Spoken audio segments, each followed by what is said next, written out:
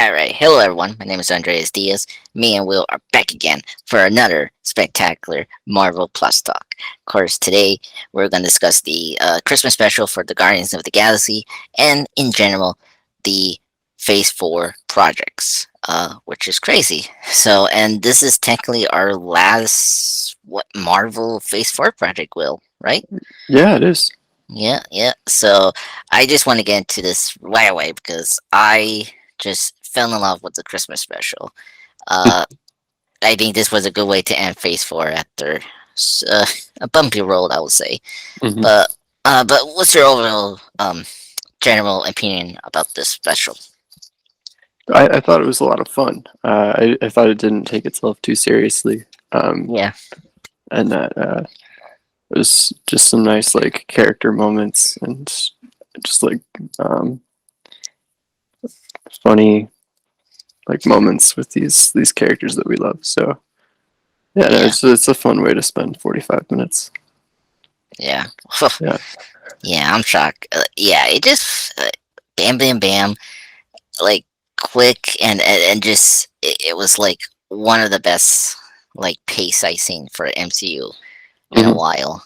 Like this is why I love Werewolf by Night and this one now. It's just hmm the pacing's been, oh my god, the pacing has been so over the place with Marvel with this Phase Four, and it Yeah. was this just did the right thing, which is good.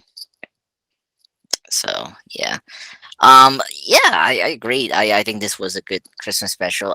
I think was for me because I watched it twice hmm now before. My second was before this recording. I think this was a better special over Werewolf by Night. I will say.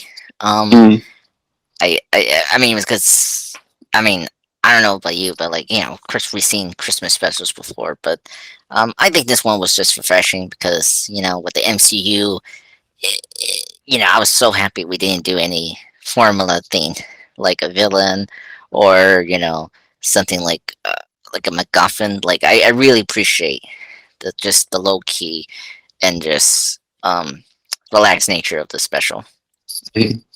Yeah, I think I preferred Werewolf by Night if we're gonna compare Okay, the two. okay, I think it just felt more like it was doing its own thing. Um, mm, felt more right, like complete as an entry.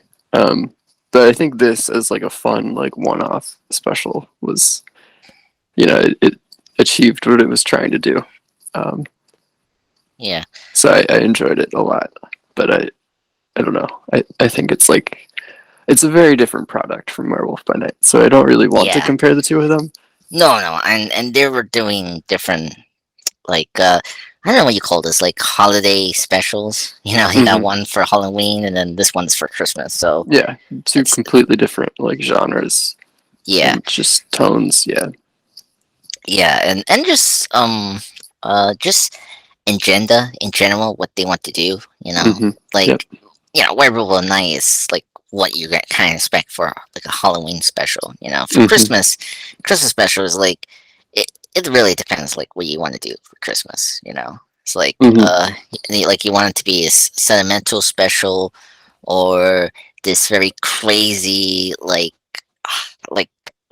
Christmas hectic kind of episode, like kind of like Ed and Eddie, where like Ed, like he's so selfish, like he just goes to every house, like every like kid's house, and try to steal their presents. If I remember correctly, with the Christmas special they did, uh, or like King Arnold's Christmas special, where that was like sentimental, where hmm Arnold was trying to help Mr. Miyagi, I think if I remember correctly, to find his daughter that he didn't like lost connected after the Vietnam War.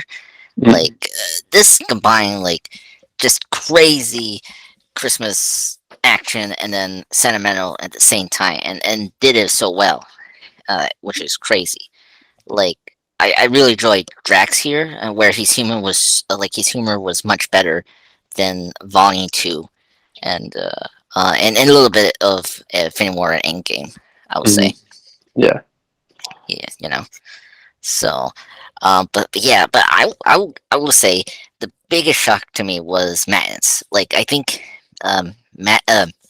Madness has is definitely my favorite character now after this special. I thought that she really had uh, depth that we never saw. I think this was a Hmm. good time to explore that, and especially I guess we can discuss now with she's the sister of Peter, Hmm. which um I'm kind of happy they did because I think it was kind of obvious. I'm kind of shocked we didn't address it. Yeah, it did feel like that was Yeah, like what they were setting her up for in volume two, even if but they never like explicitly said it. So I think it was good to yeah, get that here. yeah. To get to hear because yeah, because I always wonder if they ever had that moment, and well, now the special we did have that moment. Hmm. Yeah, yeah, and especially now because I think there was like a quick glimpse of one of Madness' kind when Eagle was showing the many lovers he had previously, Yeah, there and was. yeah, and so I was kind of like wondering we could do that. But yeah, I was very happy about this, and I appreciate Madness as a character. Like she was very thoughtful, and Hmm. I, in her way, um, and I really appreciate how she was thinking about Peter, and I really like how we are consistent what was going on with Peter about what happened with Endgame and Infinity Hmm. War. With Gamora not being there. Um, until we'll see her in Volume 3, I'll say. Hmm. Um, Yeah. so that was really good, and this set up a lot of things when we're going to see the new movie in May. Hmm. So, but what do you think about Maz? I think she was a great character, and I thought Pawn Clementov was very good in this. I think this was her best performance so far. Yeah. I mean, I think Mantis is a really interesting character, but they haven't really given her like uh, any of the spotlight yet. No, But yeah, no. she like seemed really interesting in volume two, and then Hmm. was literally in the backseat of Infinity War. Yeah, Uh, but yeah, um, yeah. yeah, yeah, I know James Gunn has said that Mantis and Drax were characters that he really liked, but felt like he didn't have enough like time to really like Explore them. right. So this gave a little more time for that, which was good. And I know they're gonna have some nice roles in Volume Three, so that'll be good too. Yeah, especially now with the sister thing. Like Hmm. now, like Peter has more of like a high stake now than before.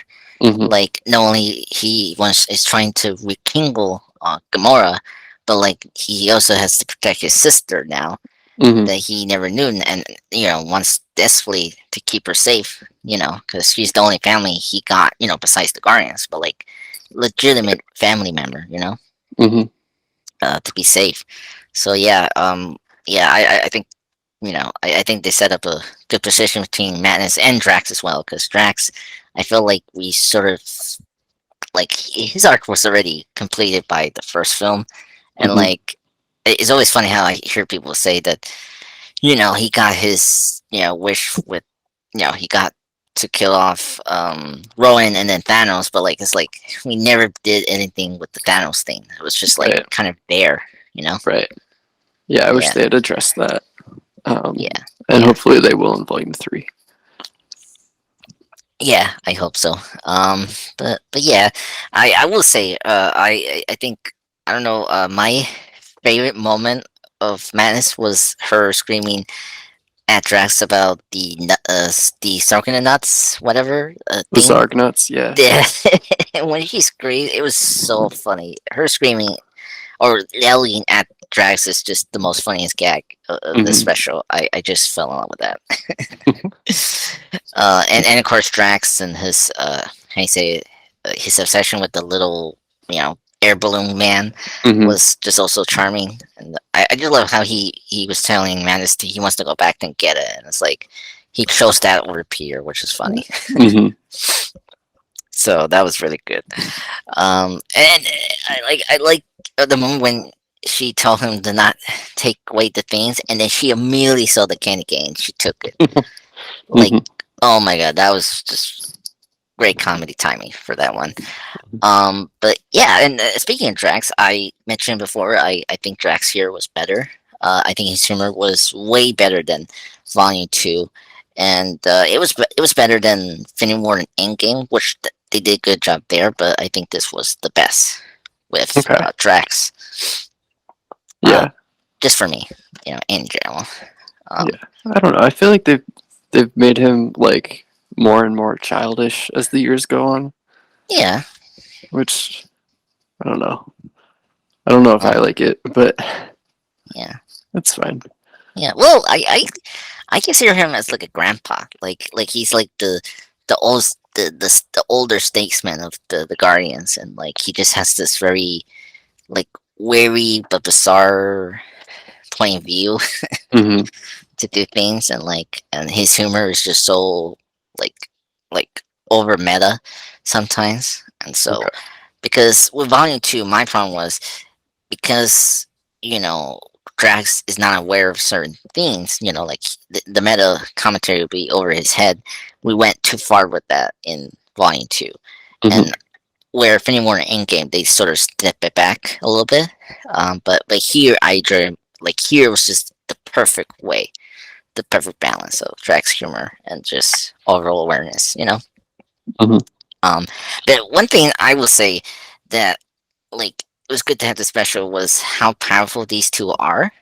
Hmm. Like like if you want to tell your friends how like a superhero is from a comic book, this is it. Like them jumping in, being invulnerable with bullets. Well, mostly Drax, and and then Matt like just like doing this seer morph, like jumping in the holes thing was like Hmm. creepy. I was like, what is going Yeah. on here? Like, I mean, she's even more powerful than I was suspecting. Besides Hmm. her telepathic powers. Hmm. So I was just like, God, they're so powerful, and just like this is how like this team is so functional as a superhero team. So Hmm. Yeah, um, I did like that James Gunn made them feel like aliens when they were on Earth. Like, mm, yeah, yeah, he really yeah, yeah. like, yeah, because sometimes you're watching the Guardians movies and you like forget that you're watching Aliens. aliens. That's very true. Yeah, Yeah, yeah. yeah, that's very true. Yeah, it's like well, because we're always used to like the fish out of water kind of comedy Hmm. with these characters, but we never show how alien they are. Hmm. When you see them doing their thing or abilities, it's like, oh Hmm. wow, Hmm. yeah, yeah. Oh my god. So that's so true. Yeah, and I guess we can get into the next. Well, we also got Cosmo. He's also Yes, like Cosmo. We got the telepath dog. We got I was the so act. happy.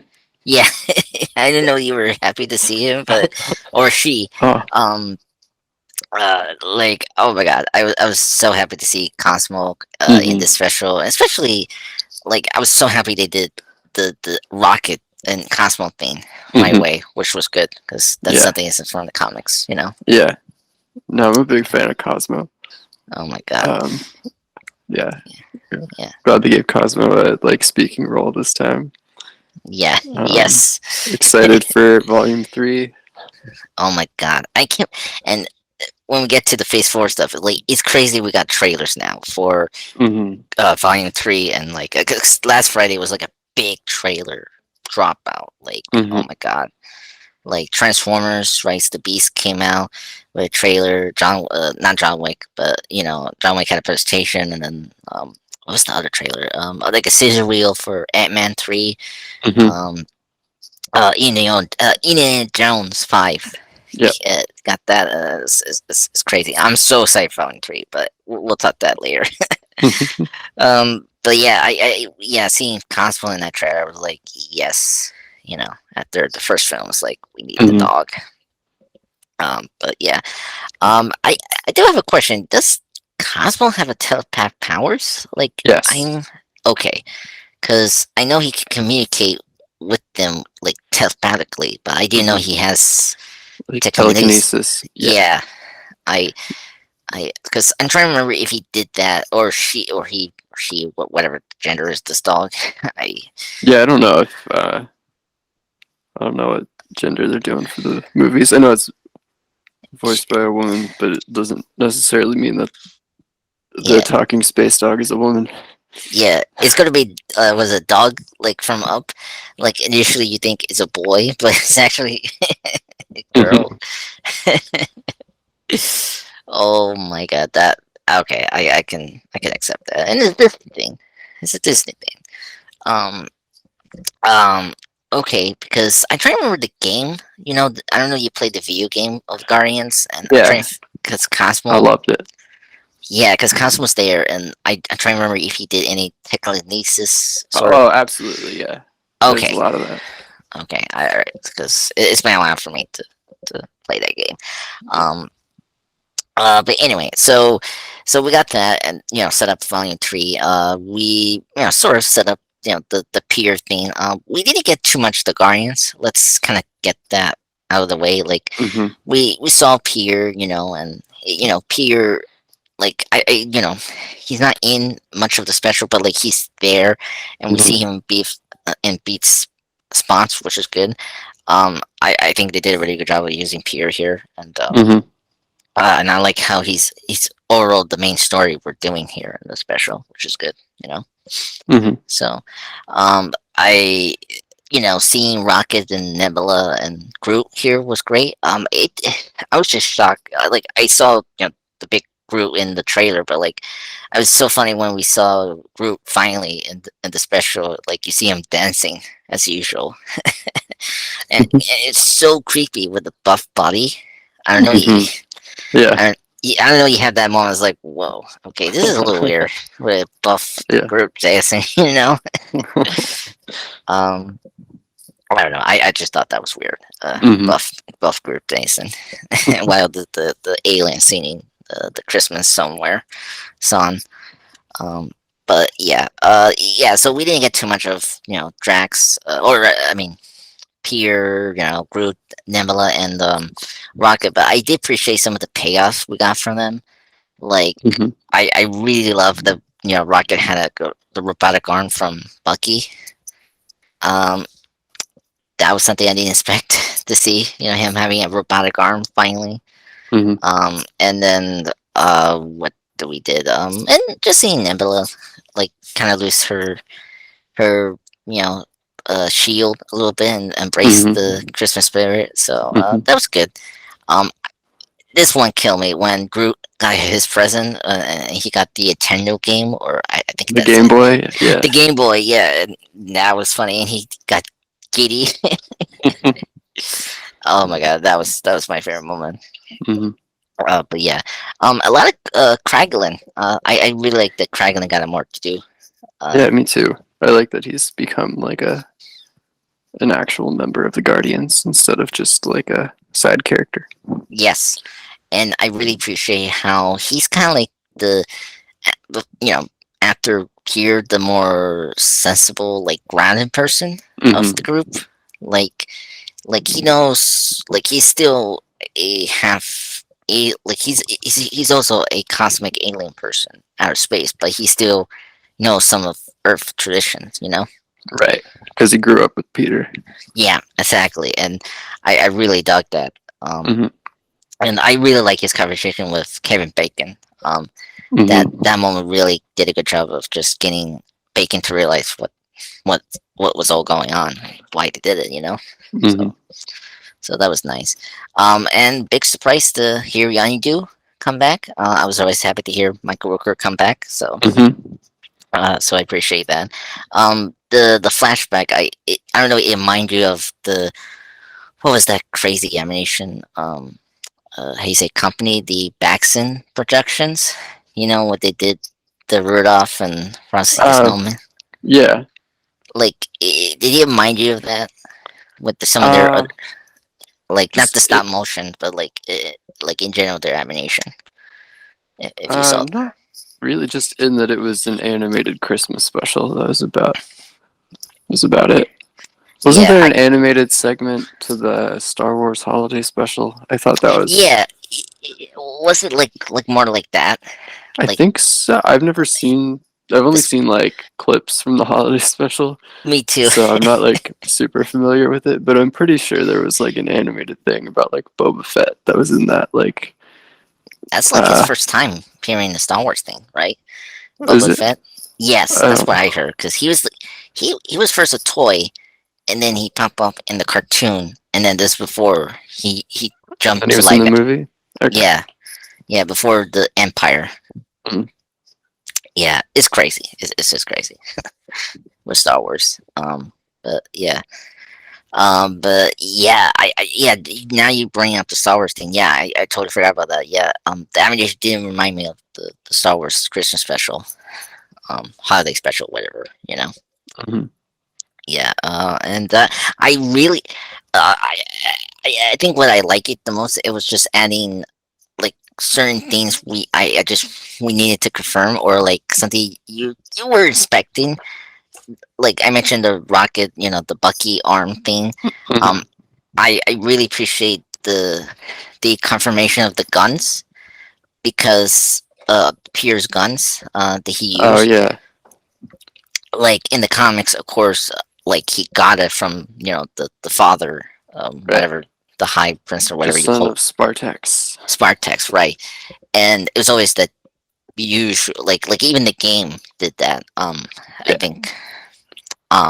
But here I really like it made sense. It was from Yondu, and I really like that we got that, Hmm. because I think when I saw the first one, I thought we were gonna get that when he was gonna open the present that he got for his mom, but Hmm. it wasn't, and I was so happy.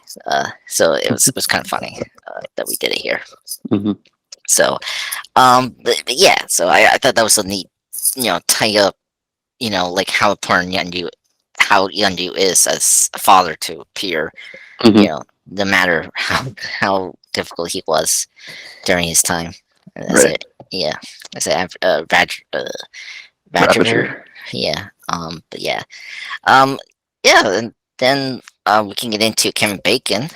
Hmm. He was the big star here, and I, I mean, poor Kevin Bacon. I never expect him to be abducted and then getting brainwashed at the same time.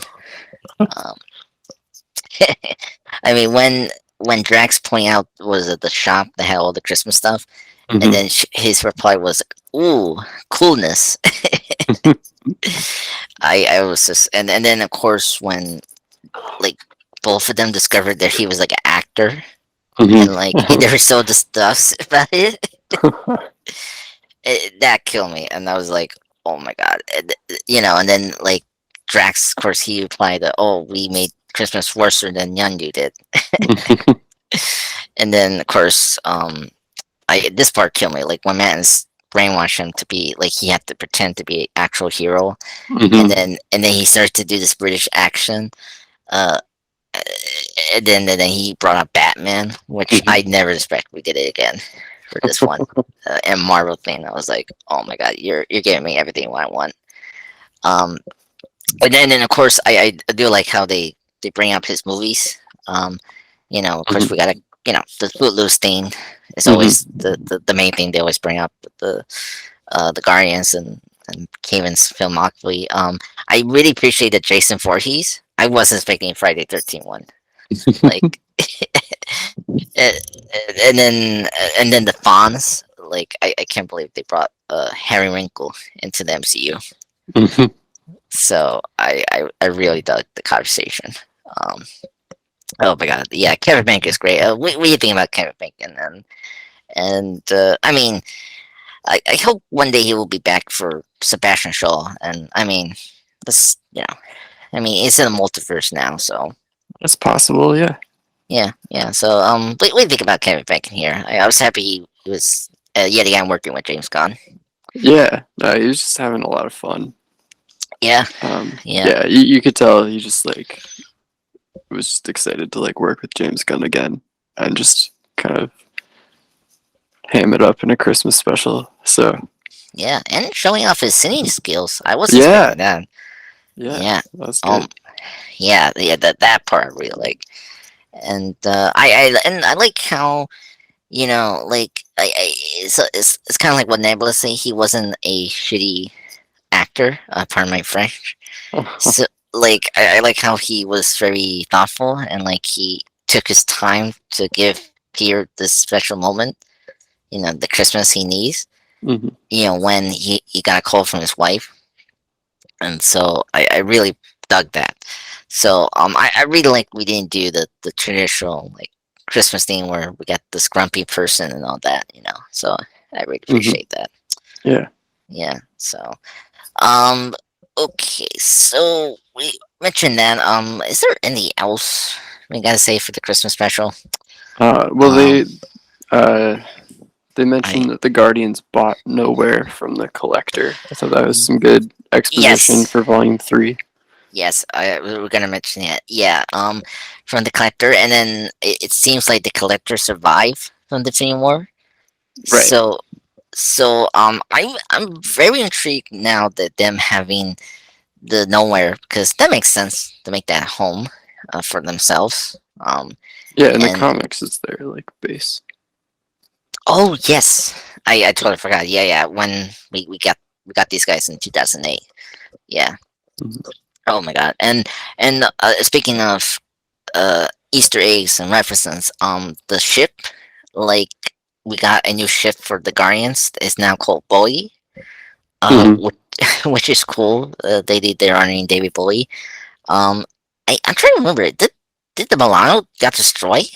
Like I don't think so. Right? no, like I think what they is it? just have two ships now. Yeah, they have two different. Yeah, like I'm trying to think. Like Thor in Love and Thunder. That's like the other time we saw them this year. Hmm. Eh, Right. and they have them alone. So it's kind of funny. They got a new ship here, and then uh, I don't know. Like I'm that part I'm a little weird because I really like them a lot, and like I want to have it be part of the final journey for them. It's like Hmm. why are you giving them a new ship now? I was like I don't get it. I don't know. It's just me. Yeah. I don't know. It's like I like the name the boy, but the Hmm. ship itself I'm like it's too. I don't know. I don't know. I don't know. It's just I don't know what's your opinion about that. I It was okay. Yeah, I yeah mean the Milano is like iconic at this point, but yeah yeah. yeah. Oh, and I guess so. I'm looking at my notes here. I found out it seems like Thor: Love and Thunder was set in 2024, and then this Okay. special is in 2025 in terms of Christmas. So Okay. Groot grow at that time a year, I guess. Yeah. which it sort of makes sense. I think. Hmm. Um, Uh, and then we got a very quick Easter egg of Kingo, from the Eternals. Hmm. When Drax and Mantis went to the bar, Hmm. it was like you really see quickly. It's Kingo's Christmas. Um, that's what it's called. One of his movie projects. Yeah, poster in the background. Yeah. I don't know if that's before or after his was it his kidnap from the Eternal. Oh my God, what's that red creature thing? Uh oh That man, what the is it called? it, Yeah, Jimish. Oh my God, I'm really bad at names now. Arishem, Yeah, yeah, the main big internal the thing. Yeah, Celestial. Yeah, yeah, the Celestial. Yeah. Yeah, I don't want to question the timeline for this because it, like when we get into the Phase 4 thing, I hmm, the timeline is just I'm just like weirded out about the timeline now. yeah, This that's fair. um but anyway, yeah, and then when they went to the Hollywood thing, we saw like the people dressing up the costumes and the Hollywood theater thing. We see Hmm. Captain America, which I love that it matters screen to Steve towards that stranger. Like, Hmm. oh my god, I did expect that, and it was so funny. And then we saw Ant Man, which is kind of cool, because Hmm. Ant Man is like the next thing we're gonna get for Phase 5, like the start of Phase 5. Right. Yeah, and then we see a little bit like a Transformer and Pirates Caribbean. Um, Go back. yeah, go back, and this one is interesting with the go back. It's also a reference to the robots, the Kree Sentinels that kill actually Drax's cousin in the comics. So that's why. Oh, okay. Yeah, so it's like a double, like a double homage slash reference to that. So Yeah. All right. yeah, yeah, yeah. And then what else? We got like a God of War here that was like reference, like Ares. So another Greek thing, after Mm-hmm. Thor, Love and Thunder. What else? Trying to think. One thing was kind of interesting. Kraglin still cannot. He still hasn't learned how to fly the arrow. Still, Mm-hmm. that was a cool tie up from Volume 2 with the with the post credit scene. Mm-hmm. So that was kind of cool. And then I mentioned the arm. Uh, well, and then when another Star Wars thing was when Yanjudu jumps. The was it the jump hyper jump? Like it looked a lot like how Millennium Falcon does the jump as well. Mm-hmm. Okay. So that was it. But yeah, I think anything else, I think we kind of cover. I will say. Yeah, I think Um, so. yeah.